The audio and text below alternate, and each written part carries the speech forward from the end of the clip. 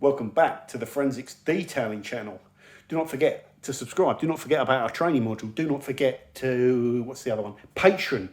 Do not forget about our Patreon description. This is Automotive clay bar. You use this to pull contamination, iron, fallout remover, tar and glue, bits of bugs shells, anything that's not removed from the wash process that needs to be pulled. So it's quite an aggressive process. You know about clay. This is Plumbers Mate. This looks very similar to clay. Now, Plumbers Mate cost around £7.50. Prices may vary. Please check the prices online. I did that very quickly. £7.50 for this tub, roughly, which is 750 grams. That sounds too much of a coincidence. However much it costs, it's cheap as chips. Cheap as putty. This stuff costs around, the one I use costs about, that's not built hammer clay, it's just medium random clay. Built hammer clay costs around £10 for 100 grams. So the first thing is, Plumbers Mate is a hell of a lot cheaper than Automotive clay, which is quite expensive. Now, what is Plumbers Mate? Plumbers Mate is a fantastic product if you've ever done any DIY stuff, especially around pipe work, plumbing, fitting taps. What does it do? It's a waterproof, non-setting putty, ideal for sealing spigots, and joint sockets, in sanitary fittings, you know. So it's a putty, it never dries. I use it, you can put it in little compression threads whenever you've got weeping stuff and that. It's a little quick hack, but it works really well. It's a great product. You must have it if you're into plumbing. Now, people say to me, John, Automotive clay is all a con, everyone knows. Some bloke said that the other day. Everyone knows you just use Plumbers Mate and it's just as good. I laughed. Now, what's the difference between Plumbers Mate and Automotive clay? Automotive clay is a flexible butyl resin putty,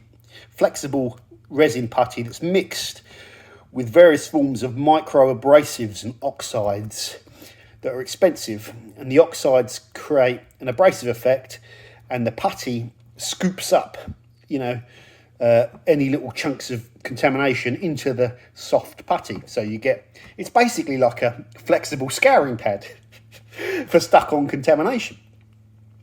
Now, this is a form of putty resin. I'm not sure if it's butyl. I bet you it is. It's some sort of butyl putty without, as far as I know, any automotive oxides, abrasive material in it. So it's just a putty that doesn't dry. Okay. Now, in this video, I'll overlay you the shots. A form of contamination that you get on paintwork, which is perhaps the most aggressive form of contamination, is overspray.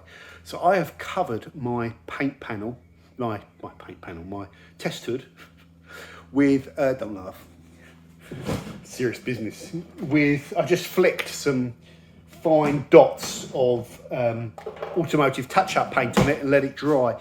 The only problem with this is that it's much bigger and more aggressive clumps of paint than you'd get from real overspray, which is very fine. Anyway, I've tested both the two products on their ability to move overspray. Now, the first thing is, neither of them could fully remove it because of how big and how aggressive I'd flicked it onto the panel. This one did a much better job. In about half the time, it had removed at least twice as much. You could see the red coming off on this a lot more. And if I kept going with this, eventually I'd be able to get it all off.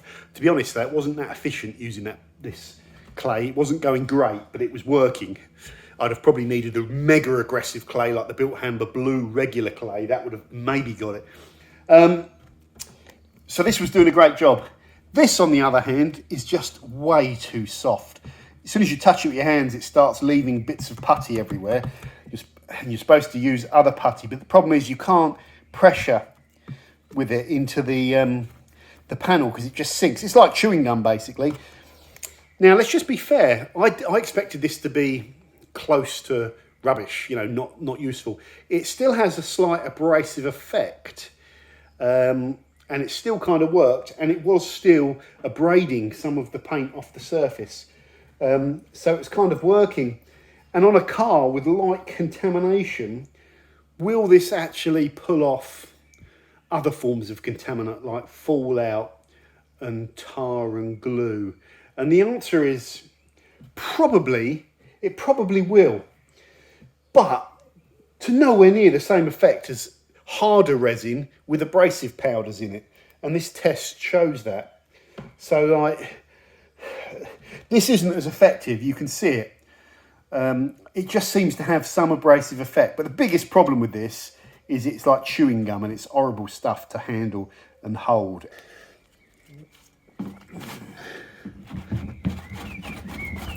Still a tall order.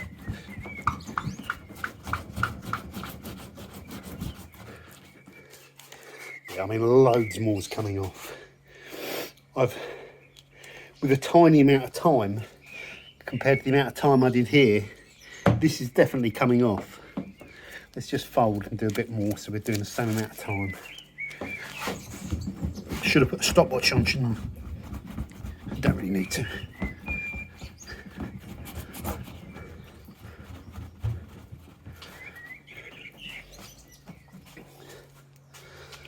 Okay, let's compare them. Lots more contamination on here. Haven't got it all off, but it's coming off a lot better, especially over here. Just want to experiment a little bit. It's a tall order what I'm asking it to do as well. Biggest problem with this is it just gums up, it's like chewing gum. It is abrading some of the paint off though, but you just can't get it going. You can't clay your car with that. No, that's just ridiculous. That's the biggest problem. So could you do it like in a lightly contaminated car? Just get your water going doing this.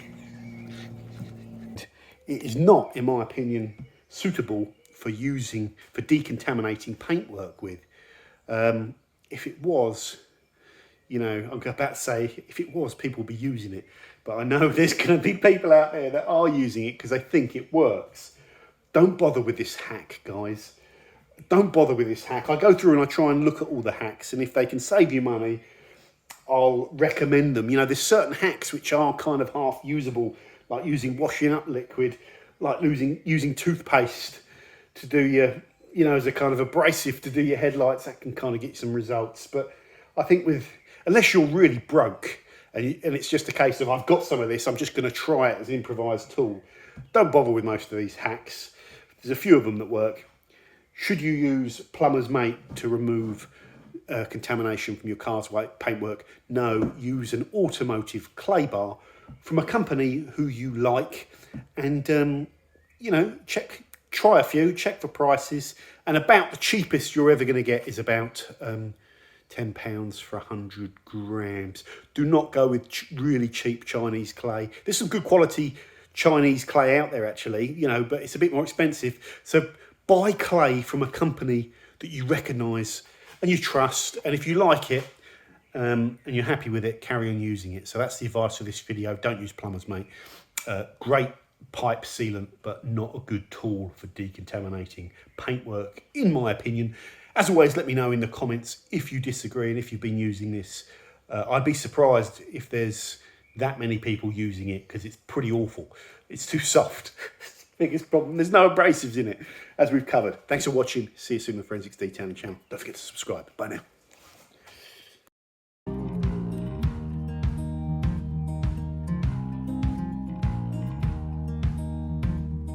Holding on to what I knew, but the moment's gone. Where was I when